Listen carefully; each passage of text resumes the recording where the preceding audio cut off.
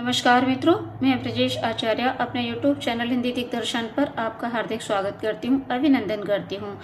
आज हम TGT, PGT जैसी अन्य प्रतियोगी परीक्षाओं के लिए महत्वपूर्ण व्याकरण, आधुनिक हिंदी व्याकरण और रचना, जो कि डॉक्टर वासुदेव नंदन प्रसाद की पुस्तक है, इसका अध्ययन करेंगे। तो हिंदी भाषा का अध्ययन करेंगे और इसमें भी शीर्षक है भाषा का स्वरूप। आज भाषा का स्वरूप देख लेते हैं। आचार्य देवेंद्र नाथ शर्मा ने भाषा की परिभाषा इस प्रकार बनाई है: उच्चारित ध्वनि संकेतों की सहायता से भाव या विचार की पूर्ण अभिव्यक्ति अथवा जिसकी सहायता से मनुष्य परस्पर विचार विनिमय या सहयोग करते हैं, उस यादृच्छिक रूढ़ ध्वनि संकेत की प्रणाली को भाषा कहते हैं। यहाँ तीन बातें विचारणीय हैं: भाषा ध्वनि संकेत है, वह यादृच्छिक है, वह रूढ़ है।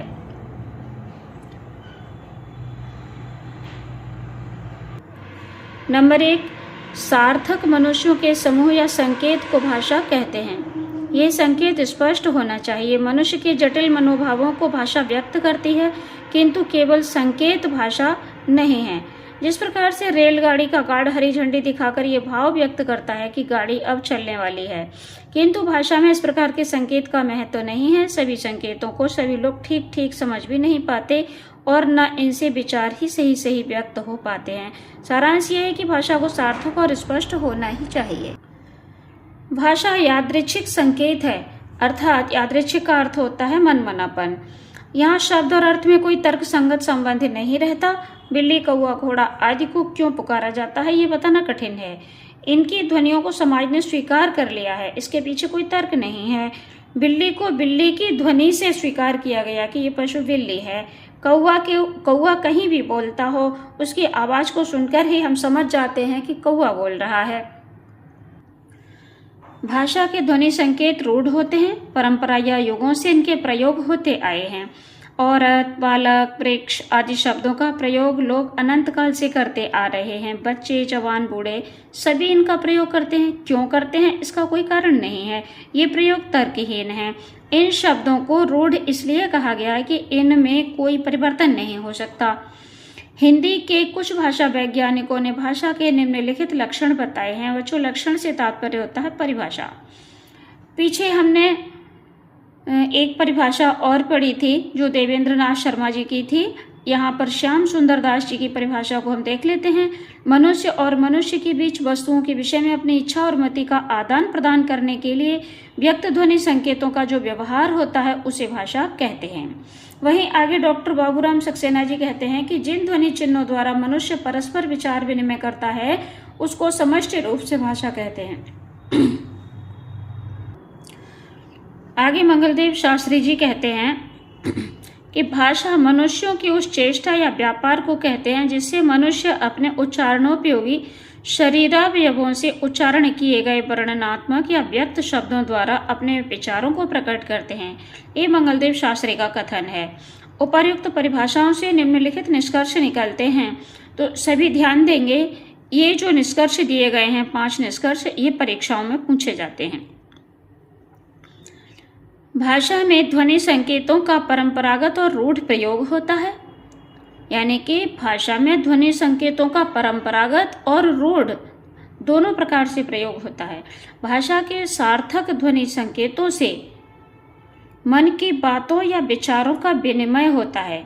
हम अपने विचार दूसरों तक पहुंचाते हैं और दूसरों के विचार स्वयं ग्रहण भी करते हैं। जैसे कि फोन के द्वारा हम एक दूसरे की बातों को सुनते समझते हैं। भाषा के ध्वनि संकेत किसी समाज या वर्ग के आंतरिक और बाह्य कार्यों के संचालन या विचार विनिमय में सहायक होते हैं। हर वर्ग या समाज के ध्वनि संकेत अपने होते हैं, दूसरों से भिन्न भी होते हैं। भाषा के ध्वनि संकेत उच्चारणोपयोगी शरीरावयवों से, वर्णों या शब्दों से व्यक्त होते हैं। आगे हम भाषा की प्रकृति को देख लेंगे। भाषा की प्रकृति कभी ठहरती नहीं है, स्थायी नहीं है। वो हमेशा गतिशील बनी रहती है, तभी उसमें नयापन आता है। भाषा की नवीनता होना बहुत आवश्यक है। भाषा में जब तक नवीनता नहीं आती तब तक पाठकगण रुचि नहीं लेते।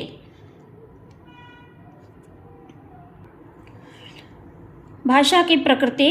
भाषा सागर की तरह सदा चलती बहती रहती है। भाषा के अपने गुण या स्वभाव को भाषा की प्रकृति कहते हैं। भाषा की प्रकृति किसे कहते हैं? भाषा के अपने गुण या स्वभाव को भाषा की प्रकृति कहते हैं। हर भाषा की अपनी प्रकृति, आंतरिक गुण अवगुण होते हैं। भाषा एक सामाजिक शक्ति है जो मनुष्य को प्राप्त होती है। मनुष्य उसे अपने पूर्वजों से सीखता है और उसका विकास भी करता है। ये परंपरागत और अर्जित दोनों है। भाषा जीवंत भाषा बहता नीर की तरह सदा प्रवाहित होती रहती है। भाषा के दो रूप कहे गए हैं, लिखित और कथित और लिखित। कथित का प्रयोग हम कथन के द्वारा अर्थात बोलकर और लेखन के द्वारा करते हैं। लिखित का प्रयोग देश और काल के अनुसार भाषा अनेक रूपों में बटी है। यही कारण है कि संसार में अनेक भाषाएं प्रचलित हैं। इस लाइन को बड़े ध्यान से देख लेंगे हम। भाषा वाक्यों से बनती है, वाक्य शब्दों से और शब्द मूल ध्वनियों से बनते हैं। इस तरह वाक्य शब्द और मूल ध्वनियां ही भाषा के अंग हैं। पूछा जाता है कि भाषा किससे बनती है, तो भाषा शब्दों से और शब्द मूल ध्वनियों से बनते हैं। आगे ये भी पूछा जाता है कि भाषा के अंग कौन कौन से हैं, तो भाषा के अंग वाक्य शब्द और मूल ध्वनियां ही भाषा के अंग हैं।